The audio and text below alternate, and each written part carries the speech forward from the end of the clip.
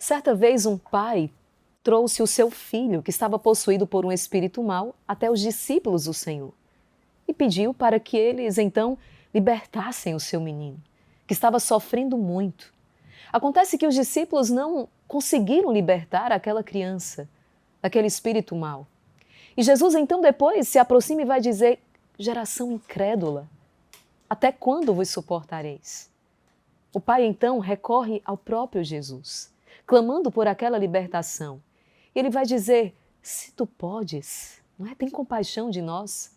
Jesus diz: se podes, tudo é possível àquele que crê.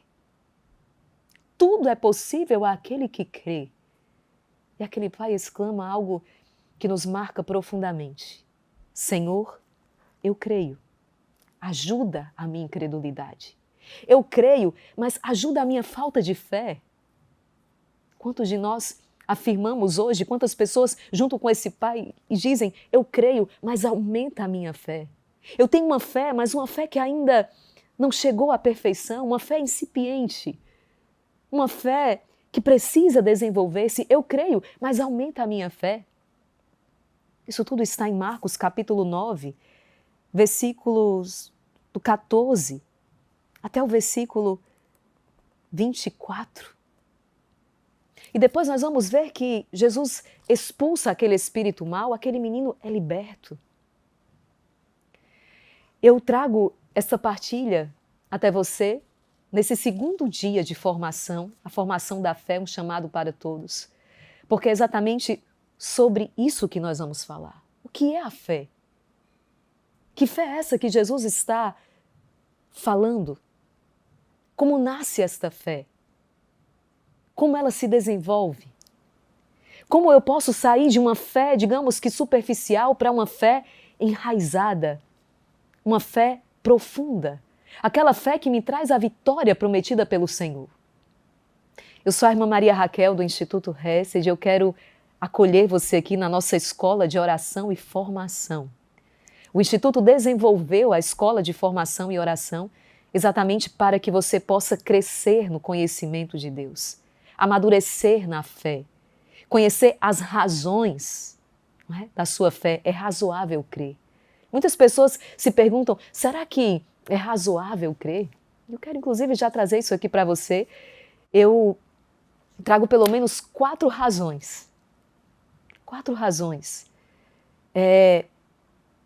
para você nesse momento. A primeira, nós estamos falando aqui da fé, a fé da igreja, uma fé imutável. Mais de 2000 anos, não é, se passou, mais de 2000 anos se passaram e essa fé permanece a mesma. A igreja foi confiado o depósito da fé. Tudo aquilo que Deus revelou, tudo aquilo que Jesus pregou, ensinou, e que o Espírito Santo levou os apóstolos à reta compreensão, à total compreensão, o Espírito virá e vos levará então ao pleno conhecimento. Foi confiado à igreja, essa fé imutável. Segunda coisa, os milagres. Quantos milagres realizados por Jesus, os milagres que continuam até hoje acontecendo. Terceira razão, a fortaleza dos mártires. Milhares e milhares de homens, mulheres deram a vida por causa desta fé. Não por causa de uma mentira, mas por causa da verdade. E mais, as profecias. Quando nós nos debruçamos sobre a Sagrada Escritura e nós vemos aqui, nos escritos do Antigo Testamento, quantas profecias. E nós encontramos o seu cumprimento no Novo Testamento, séculos se passaram e nós encontramos exatamente o cumprimento daquelas profecias. Por isso, podemos dizer, é razoável crer. É muito mais, não é? Seria insensato, na verdade, não aderir com a fé a esta verdade revelada. Presta atenção, a fé é necessária. A fé é o fundamento da esperança, é a certeza acerca daquilo que não se vê, Hebreus capítulo 11. Sim, a fé É a certeza das coisas que esperamos, convicção daquelas que nós não vemos. E mais, eu encontro na fé. A fé, ela possibilita então a sua relação com Deus. Por meio da fé, eu posso entrar na relação pessoal com Deus, na intimidade com Deus. É por meio da fé que a minha inteligência é iluminada e eu posso tomar as decisões corretas. Eu posso dizer então que a fé é esse guia moral e ético também, que me ajuda exatamente, faz com que eu não me desvie do caminho, um caminho de plenitude, um caminho de liberdade, o caminho dos filhos de Deus. E mais, a fé que te traz a fortaleza nas provações, o verdadeiro refúgio nas tempestades. E por fim, esta fé que nos leva a uma transformação interior, a conversão do coração. Algo que não se explica humanamente, a transformação que acontece na vida daquela pessoa. Podemos recorrer às Escrituras, por exemplo, na vida de um Zaqueu, na vida de São Paulo, de perseguidor dos cristãos, se torna uma testemunha do Evangelho, se torna um apóstolo de Cristo. Como isso é possível? Como essa transformação? Mediante o toque da graça, mediante a fé. Mas afinal de contas, irmã Maria Raquel, o que é a fé? Eu quero trazer para vocês aquilo que Santo Afonso Maria de Ligório, esse bispo e doutor da igreja, vai nos dizer, e é aquilo também que está no catecismo da Igreja Católica. A fé é uma virtude infusa por Deus em nossa alma, pela qual nós cremos tudo o que Ele revelou à sua igreja e que ela nos propõe a crer. É uma virtude infusa por Deus em nossa alma, pela qual nós cremos tudo o que Ele revelou à sua igreja e que ela nos propõe a crer. É por meio da fé eu creio na verdade revelada. Esse é o objeto material da fé. E por que eu creio? Não é por causa da verdade intrínseca. Não é por causa do critério intrínseco da coisa, mas por causa da autoridade de quem revelou. A veracidade divina é por causa de Deus mesmo. Ele não se engana, ele não pode enganar. Eu creio porque Deus falou. Vou lhes dar um exemplo aqui, bem próximo. Como é que uma jovem, no auge aí, né? Alguém no auge da sua juventude, de repente deixa tudo, o sonho de uma carreira, um noivado, para seguir um chamado de Deus. Por exemplo, a vida religiosa, a vida consagrada, deixa com lágrimas nos olhos. Mas porque tem a certeza de um chamado, recebeu um chamado que é maior que tudo.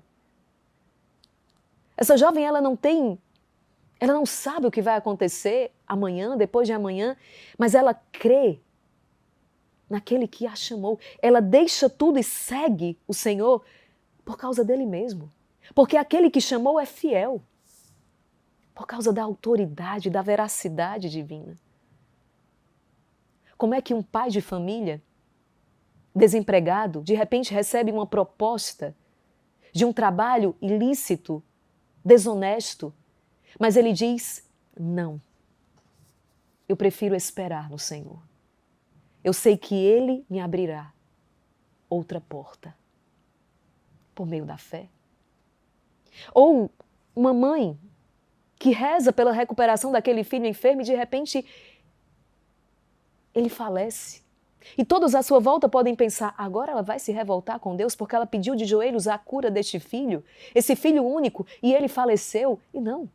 Aquela mãe, ela cresce ainda mais na sua intimidade com Deus, na sua oração, porque ela tem fé. Como nós vimos há um tempo atrás, uma mãe cuja filha foi morta na escola por um jovem que entrou e saiu atirando nos jovens, e esta mãe, ainda sepultando o corpo da sua filha, vem a público e diz, eu perdoo o assassino da minha filha.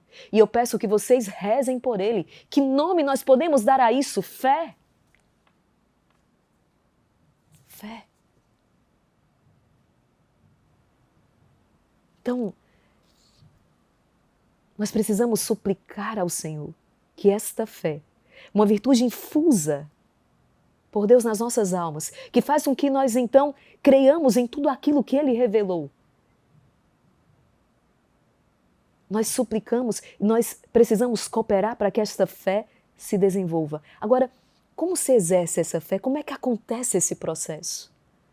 Por exemplo, a conversão de São Paulo. Como é possível, irmã Maria Raquel, que alguém, não só, digamos que um ateu, mas de repente como um Zachary King, um ex-satanista, não é? Aquele tempo, um satanista convicto, podemos dizer, chegando ao mais alto grau do satanismo, como é que acontece a conversão deste homem? Vamos entender como isso se dá. E aqui, eu quero pedir ajuda a São Tomás de Aquino, esse grande teólogo. Também ele doutor da igreja. Olha o que ele diz.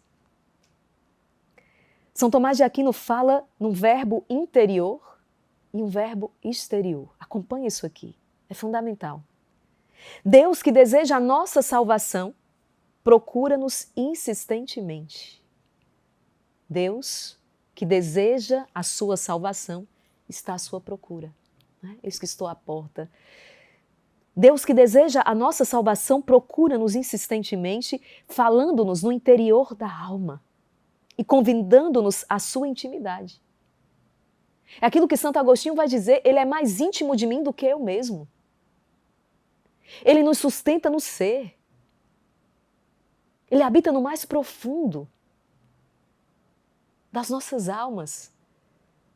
Então, existe um verbo interior, ou seja, a voz de Deus, que está ali muitas vezes, não sussurrando, mas gritando ao coração do homem. Mas como é que eu não escuto essa voz, irmã Maria Raquel? Por causa das paixões, por causa das distrações que acabam como que abafando esta voz. Mas ela não para de chamar. E existe um verbo exterior, que por outro lado é um sinal externo. O verbo interior, essa voz está dentro. O verbo exterior é um sinal fora. Uma palavra, um acontecimento, por exemplo, uma pregação. Quantas vezes eu escutei isso, testemunho de jovens que estavam nas drogas, e quando tudo então parecia perdido, passaram na frente de uma igreja, o que estava acontecendo ali dentro, um grupo de oração. E aquele jovem, no auge do seu desespero, pensando em tirar a sua vida, entrou naquela igreja. A coisa mais improvável de acontecer, entrou naquela igreja. E aquela palavra lançada naquele momento atingiu em cheio. Um sinal, o verbo exterior, utilizado por Deus para fazer-nos prestar atenção naquela voz interior.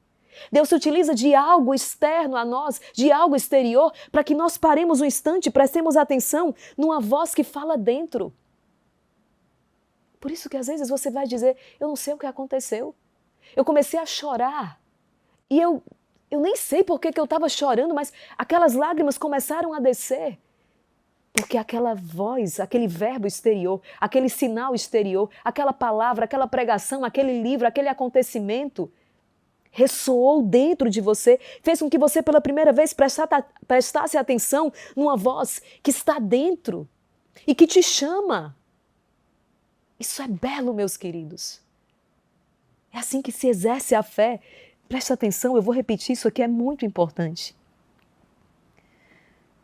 São Tomás vai dizer, esse verbo interior é uma inspiração direta de Deus, que nos chama para a santidade, nos convida a conhecer. Nós nascemos para isso, está no catecismo da Igreja Católica. Nós somos criados para a glória de Deus. Nós nos perdemos na confusão deste mundo, mas na verdade nós somos criados para a glória de Deus. Isso não significa que você tem que entrar necessariamente num mosteiro, se dedicar 24 horas, então, dentro de um mosteiro, na vida consagrada, se esse é um chamado de Deus para você, sim. Mas a grande maioria, criado, eles também para a glória de Deus, farão isso no meio do mundo, no meio dos 1000 afazeres diários. Como esposo, esposa, pai, mãe, como médico, como professor, como engenheiro, como você quer um design, seja a missão que você tem, mas você utiliza aquilo para a glória de Deus. Quando você faz o melhor que você pode. Quando você deixa o seu trabalho ser guiado por princípios e valores eternos, valores do Evangelho. Quando você, com cada respirar do seu dia, ao deixar o seu filho na escola, ao se despedir da sua esposa, ao ser fiel ao seu esposo, respeitá-lo, honrá-lo, quando você faz isso, desempenhando a sua missão, você está glorificando a Deus. O pecado é exatamente o contrário, é uma traição. Então, o verbo interior é uma inspiração direta de Deus que nos chama para a santidade. Para ouvir o verbo interior é preciso silenciar as paixões desordenadas. É preciso silenciar a raiva, o apego excessivo às coisas do mundo, o orgulho. O verbo exterior, por sua vez, eu repito, é todo sinal que Deus usa para chamar a nossa atenção, para essa voz interior. Podem ser as palavras da Escritura, pode ser uma pregação, pode ser um testemunho. É o modo como Deus desperta a pessoa para quê? Para escutar o chamado que Ele está a fazer. Eu me lembro aqui aquela experiência primeira aqui, exatamente no show da Madre Kelly. Eu fui sem pretensão nenhuma, meus queridos. Eu não tinha pretensão alguma naquele show. Eu vou para discernir qual é a vontade de Deus para mim. Não, eu não tinha essa pretensão. Eu não sabia nem aquele ponto, não sabia nem o que era isso, para ser sincera. Mas naquele momento, quando a Madre Kelly, ela falou o seguinte: existe um amor perfeito e só Deus ama com perfeição. Só em Deus você vai encontrar esse amor perfeito. Existe um espaço do seu coração onde só Deus pode entrar e se você não permite que Ele entre, se você não preenche esse espaço do coração com o amor de Deus, ele vai ficar vazio para sempre. Foi o suficiente. Aquela palavra, ela me alcançou, ela me acertou, é quase como um nocaute. Aquela palavra me acertou em cheio. Aquela voz, aquele verbo exterior, aquela palavra despertou uma voz interior que me levou à reflexão profunda. E aqui nós somos então uma vez levados ao ato de fé. É aqui que nasce a verdadeira fé. Quando alguém se deixa tocar por esse movimento, o verbo exterior que desperta e o verbo interior que fala, nós temos o ato de fé verdadeiro. O ato de fé. A inteligência é iluminada por esta fé. A inteligência é iluminada e a pessoa começa a ver as coisas de Deus de uma forma clara. A inteligência foi iluminada pela fé. E o que aconteceu? Ela convida a vontade a dar uma resposta. Entende? Interessante, olha o que Santo Afonso vai dizer neste livro, As 12 Virtudes.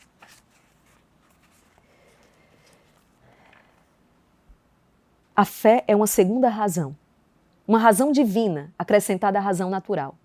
Não que a fé seja uma faculdade como a razão, mas porque desempenha na ordem sobrenatural o mesmo papel que a razão na ordem natural.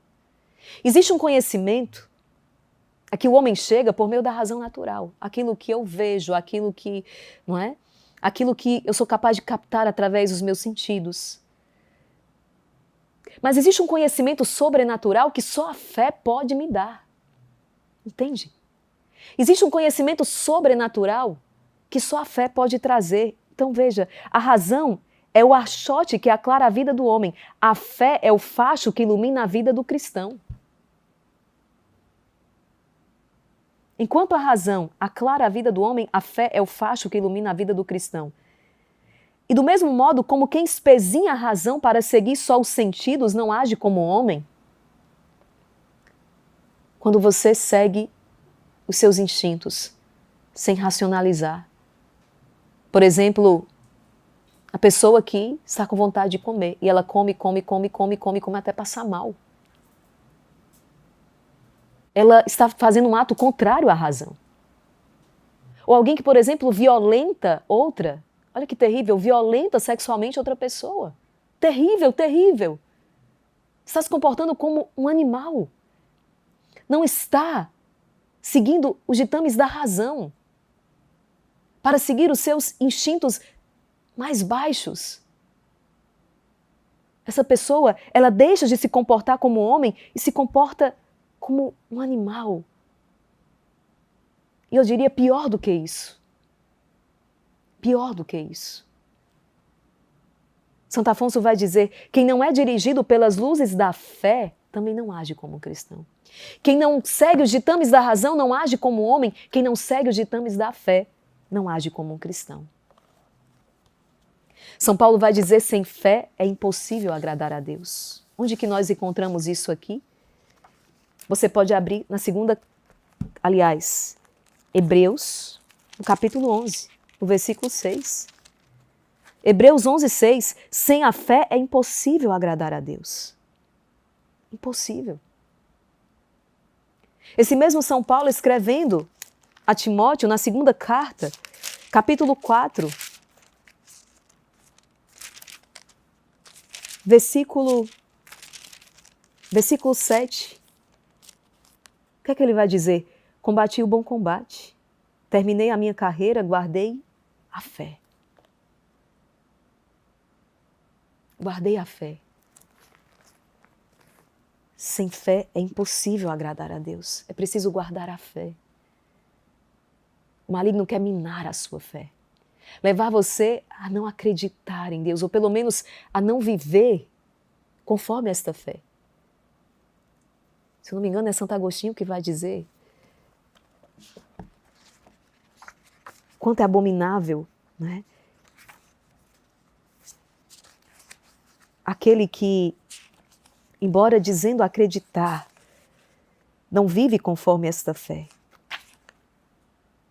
E como é que essa fé deixa de ser então superficial para criar raiz? Exatamente por meio de uma vida de oração. Por meio de uma vida de oração. Por isso que é tão importante quando você se dedica, quando você tira alguns minutos do seu dia para exatamente viver esse encontro com Deus. Quantos testemunhos que nós recebemos aqui no Exército de São Miguel porque você passou a rezar. Seja no Rosário da Madrugada, seja no Novena de Pompeia, seja na Hora da Misericórdia, no Terço do Combate, você se abriu à vida de oração. É isso. O lugar próprio do exercício da fé é a oração. A fé, uma virtude sobrenatural infundida pelo sacramento do batismo, mas o lugar próprio do seu exercício é a oração. Naquela passagem, Marcos 9, o pai que traz o filho, possuído por um espírito mau, depois os discípulos vão se aproximar de Jesus e perguntar: mas por que nós não conseguimos expulsar esse demônio? Jesus vai dizer: porque esse demônio só é possível ser expulso por meio da oração. Antes ele tinha chamado os discípulos, a geração de uma geração incrédula. Então, vamos fazer aqui a associação devida. Por meio da oração se cresce nessa fé. Essa fé se desenvolve.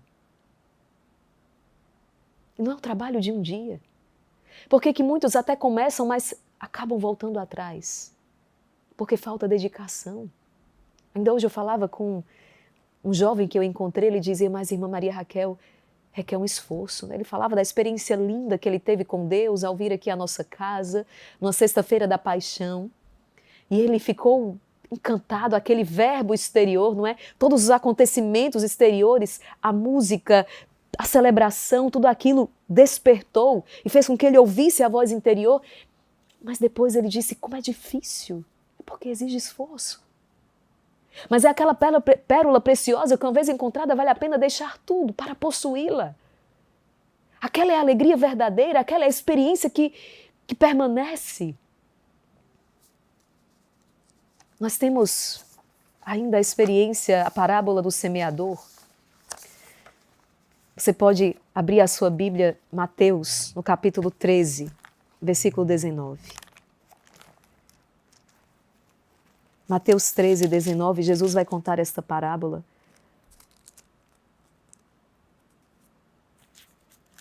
Ele conta a parábola do semeador para os seus discípulos e em Mateus 13, 19 ele já está a explicar. não é?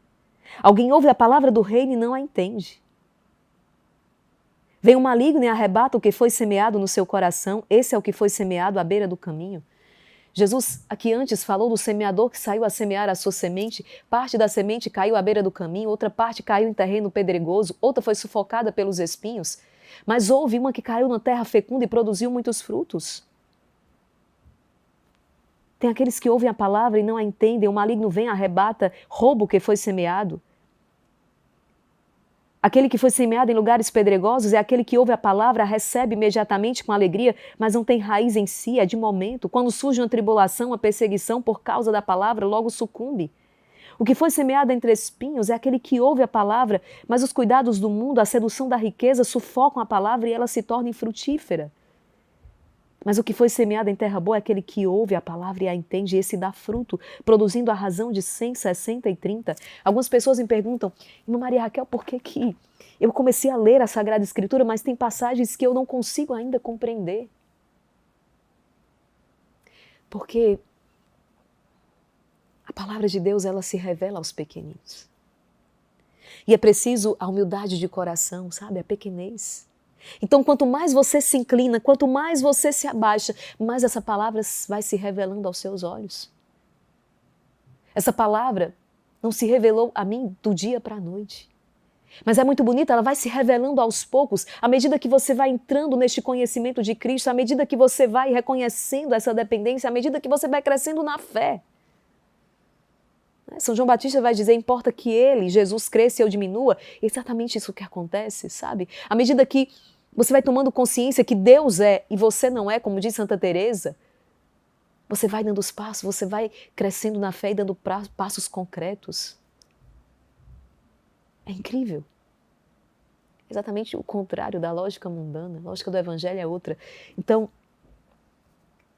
por meio da oração, por meio da leitura orante da Palavra de Deus, buscando formação nem num livro de leitura espiritual. Quantas pessoas que eu encontro hoje, meus queridos, e eu pergunto, quanto tempo você tem dedicado à vida de oração? Ah não, irmã Maria Raquel, da hora que eu acordo, da hora que eu vou dormir, eu estou servindo a Deus, eu estou cuidando da minha família, dos meus filhos. Perfeito, sim, claro, você deve fazer isso, não deixe de fazer isso. É o seu serviço a Deus, mas lembre-se do que nós falávamos ontem, Marta, Marta. É preciso um momento em que você para ouvir o Senhor, para estar com Ele, não para cuidar das coisas dEle, mas para estar com Ele. Por quê? Para que você volte fortalecido na fé, renovado nas suas forças, para continuar. A experiência daquela mãe, que eu partilhei já com vocês, mãe de 5 filhos, que horas ela tinha para rezar? Que horas ela tinha para a leitura orante da palavra? Que horas ela tinha para buscar uma formação? A madrugada. Talvez por isso a madrugada é um horário tão querido das pessoas. Milhares e milhares de pessoas todos os dias despertam para adorar Jesus e rezar. Todos os dias eu estou com vocês, 4h30 da madrugada nós iniciamos o nosso encontro com Deus, o nosso momento de oração. E as pessoas testemunham, irmã Maria Raquel, o meu dia é outro. O meu dia também é outro. Porque eu ofereci as primícias ao Senhor, claro. Nem todo mundo vai poder fazer essa experiência. Mas aqueles que podem, os frutos são copiosos, preciso dizer. Ninguém pode ser santo sem rezar. E rezar muito. Santo Afonso já nos dizia isso, né? Quem reza se salva, quem não reza se condena, porque para que esta fé se desenvolva, a oração ela é fundamental. Nós vamos falar mais sobre isso amanhã e eu tenho certeza que será muito importante também para você. O que é que eu estou falando aqui, gente? Eu me deparei com alguns dados, deixa eu ver se eu encontro aqui, e aqui eu já vou me aproximando, já vamos finalizando. Veja, algumas pesquisas que eu estava vendo, pesquisa aplicada, o Centro de Pesquisa Aplicada da Universidade de Georgetown, nos Estados Unidos, que mostra que, embora o Brasil seja o maior país católico do mundo, ocupa os últimos lugares na questão da fidelidade e frequência à Santa Missa aos domingos. Apenas 8%. Olha o nível de consciência. Entende? 40% dos católicos americanos não acreditam na presença real de Jesus na Eucaristia. Como assim? Como assim? Não para por aí, não. 70% dos católicos no Ocidente também não participam da missa regularmente. Entende? É uma fé que está perdida, é uma fé que não ilumina. Então, nós precisamos nos dedicar à oração, nós precisamos buscar formação para que essa fé, pessoas que foram tocadas pela graça, mas para que essa fé se desenvolva e verdadeiramente ilumine a sua vida e as suas decisões, e ela se torne translúcida, ela se torne visível, não é? Porque a fé sem obras é morta. A fé precisa manifestar-se através das obras. Então, é preciso fazer exatamente o que você está fazendo aqui, o que você está fazendo agora. Vamos resumir tudo isso. A fé não é apenas um sentimento ou algo que eu entendo só com a razão, não. A fé é um dom, é uma virtude infusa e que para se desenvolver, nós precisamos colaborar com a graça, nós precisamos da oração, silenciar as nossas paixões, exercitar-se no desapego. É através da oração que essa fé, ela deixa de ser uma fé superficial, né? E ela cria então raízes. Aquela fé que vai resistir, né, aos espinhos que buscam sufocar, que vai resistir a uma terra pedregosa, que vai resistir. Não, essa fé enraizada em Cristo. Bom, com isso, nós vamos aqui, eu quero só trazer mais uma coisa, eu quero fazer um ato de fé, uma oração com você. E ainda tem avisos práticos para o exercício de uma fé viva. Santo Afonso Maria de Ligório, ele diz o seguinte, olha que bonito. Ele nos ensina como elevar a nossa fé nas mais diversas situações do dia. Por exemplo, quando vires um crucifixo, diga, meu Deus, é verdade que morrestes por amor de mim? Quando te alegrares com a vista de um jardim durante o seu dia, você passar diante de um jardim florido, pense o seguinte, Deus preparou para você algo muito superior, delícias, belezas muito maiores do que esta. Ao contemplar uma obra belíssima, uma cena, algo, não é como, por exemplo, quando contemplamos o mar, lembrar que aquilo que Deus tem para você é muito superior.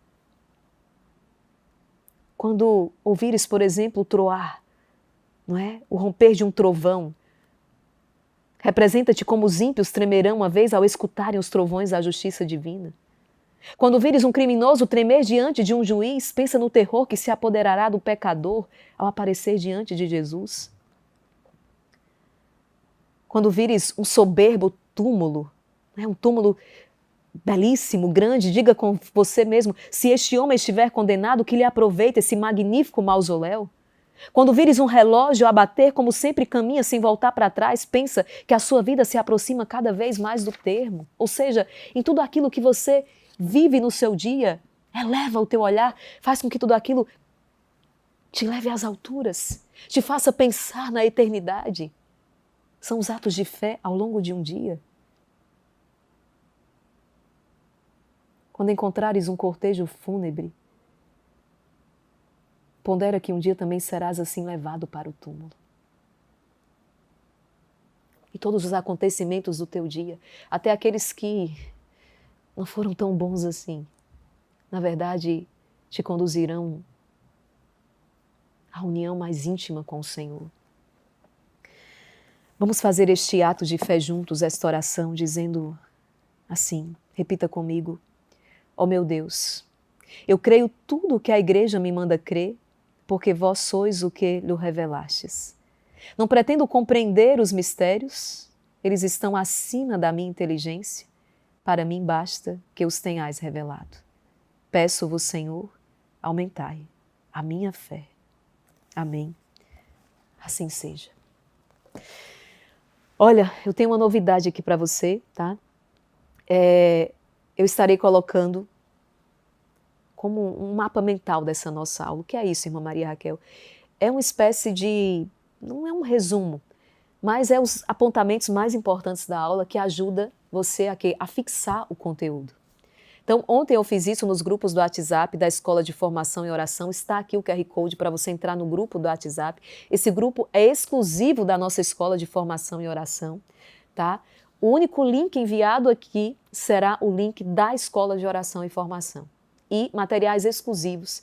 Eu também me comunico com vocês através desse grupo do WhatsApp. Então, se você deseja, e eu lhe aconselho, entra aqui nesse grupo e eu estarei enviei ontem, vou enviar hoje novamente o mapa mental desse nosso encontro, para que você possa de repente imprimir, guardar aí nos seus arquivos, para auxiliar no seu estudo, para te ajudar a fixar essas passagens. Inclusive, dentre as passagens citadas hoje, não é?